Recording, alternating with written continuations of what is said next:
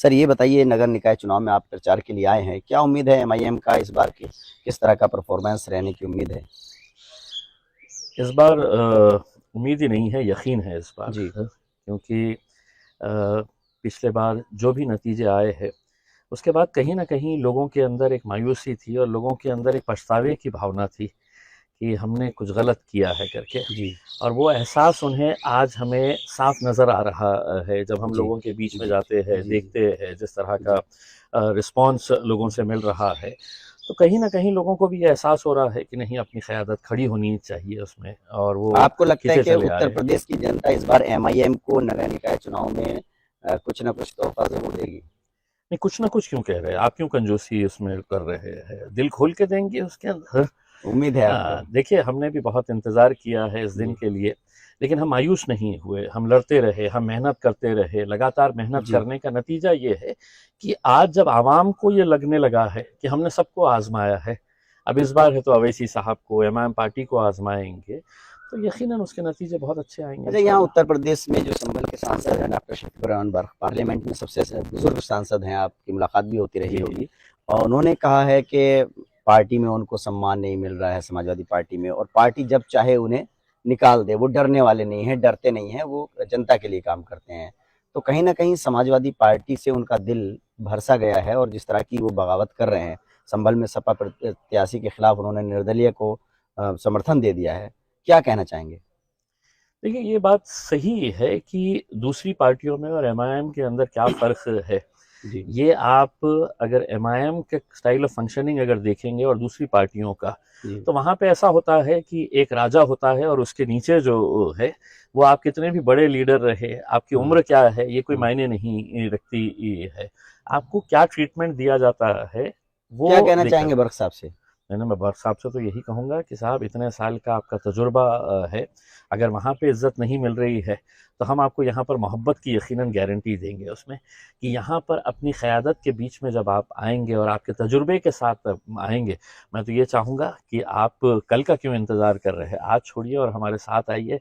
हम दिल खोल कर, हम अपनी बाहें पसार कर आपको है तो बड़ी इज़्ज़त के साथ, एहतराम के साथ, पूरे जी। खुलूस के साथ हम कबूल करेंगे। आप और दावत अब ये दे रहे हैं वक्त उन्हें? आया है, मैं ये समझ रहा जी। हूँ, मैं सिर्फ बर्क साहब को ही नहीं दे रहा जी। हूँ, मैं ये कहना चाहता हूँ कि आज मुल्क के जो हालात है, हुँ। उसका मसला यही है कि अगर हम अपनी क़यादत को अगर खड़े नहीं कर पाए, तो इस जुल्म सितम के दौर के अंदर क्या हो रहा है और क्या होने वाला है।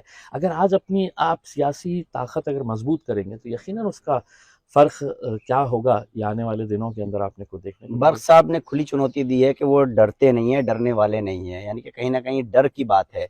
तो एमआईएम में अगर वो आते हैं, तो आप क्या उनको श्योरिटी देना चाहेंगे? देखिए, श्योरिटी का तो नहीं, मैंने आपको साफ तरीके से जी। ये कह दिया हूँ कि आप आइए, मजलिस आपकी वेलकम है। जमात है, मैं आपको खुशामदीद करना चाहूँगा, एक उसके बार अंदर तो मैं उनके वेलकम उनके करना चाहूँगा। पोते जो हैं वो चुनाव लड़े भी थे नगर जी जी पालिका जी का, जी जी फिर जी क्या बात हुई, क्यों छोड़ के चले गए? जी, जी, जी। देखिए, राजनीति के अंदर होता है, लेकिन एक रिश्ता हमारा बना था। दोबारा बात करेंगे? रिश्ता बना था, किसी वजह से वो टूट गया। दोबारा अगर वो आते हैं तो घर यकीनन वापसी हो यकीनन जाएगी? घर वापसी नहीं, देखिए, हम चाहेंगे कि उनके तजुर्बे का ये है, उसका यकीनन हमें भी फ़ायदा होगा, पार्टी को भी फ़ायदा होगा, और यकीनन उन्हें भी लगेगा कि मेरे इस तजुर्बे का सही तरीके से यहाँ पर इस्तेमाल किया जा इस्तेमाल। सकता है। एक विपक्ष को, पूरे विपक्ष को एकजुट करने की कोशिशें चलती हैं। नीतीश कुमार जी जाते हैं, मिलते हैं तमाम नेताओं से, अखिलेश यादव जी से, ममता जी से। कहीं ना कहीं एमआईएम को शामिल करने वाली बात नहीं देखने को मिलती, जबकि टीआरएस के साथ में आप लोग हैं गठबंधन में। तो क्या चाहेंगे आप कि आपको भी उसका हिस्सा बनाया जाए, जब विपक्ष को, पूरे विपक्ष को एकजुट किया जाने वाली बात होती है तो? क्यों नहीं? मतलब सवाल ये पैदा होता है कि अगर आप इस बात का आकलन अगर लगाया जाएगा जी। कि कौन सी राजनीतिक पार्टी ये है जो जी। पूरी मजबूती के साथ भारतीय जनता पार्टी को सिर्फ हराना नहीं चाहती है, इस मुल्क से ख़त्म करना चाहती है, तो वो मजलिस इत्तेहादुल मुस्लिमीन है। जब हम इतनी ताकत के साथ है तो भाजपा के खिलाफ खड़े रहना चाहते हैं, तो ये जो सियासी पार्टियां आज एकजुट हो रही है, उन्हें हमसे परहेज क्यों है? हम्म। इसलिए परहेज है जी। उन्हें कि चाहे वो समाजवादी पार्टी हो, या बिहार के अंदर लालू जी की जी। पार्टी हो, या महाराष्ट्र में शरद जी। पवार साहब की पार्टी हो, जी। इन्हें मुसलमानों के वोट चाहिए। एक कम्युनिटी के वोट चाहिए, इनकी लीडरशिप नहीं अगर वो ऑफर चाहिए। करते हैं तो आप लोगों को तो परहेज नहीं होगा ना।